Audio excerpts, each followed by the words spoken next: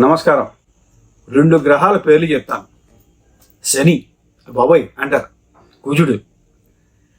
అంటే శని అంత బలమైన పాపగ్రహం. అంటే వీళ్ళు పాపులు కాదు, మనలాంటి పాపులను శిక్షించడానికి భగవంతుడు పెట్టిన గ్రహాలు. అంటే మనలాంటి పాపులు అంటే పాపం చేసిన పూర్వజన్మలో మనం చేసిన పాపాలని ఈ జనంలో శిక్షించడానికి. శని కుజుడు వీళ్ళిద్దరూ కలయిక అనేది ఎప్పుడు కూడా చాలా ప్రత్యేకమైన అంశం. ఇక్కడ శని కుజుడితోటి సుమారు మార్చి 4వ వారం నుండి ఏప్రిల్ 3వ వారం దాకా వీళ్ళిద్దరూ కలిసి ఉంటారు.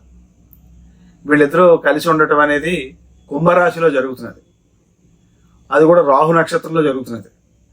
ఇది కొన్ని రాశుల వాళ్ళకి తీవ్రమైన ఇబ్బందులు కలిగిస్తుంది, మరియు కొన్ని రాశుల వాళ్ళకి లాభాలు కలిగిస్తుంది.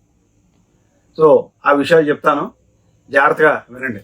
ఈ శని కుజుల కలయిక మేషరాశి వాళ్ళకి ఏ రకమైన ఫలితాన్ని ఇస్తుందో చెప్తాను.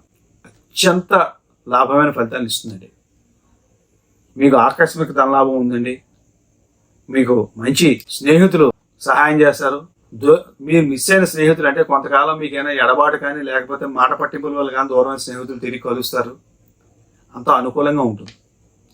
ఇటు కొద్దిగా ఆరోగ్యంలో బద్ధకం ఒకటి వదిలించుకోండి, కష్టపడండి. విద్యార్థులు ముఖ్యంగా బాగా హార్డ్ వర్క్ చేయండి.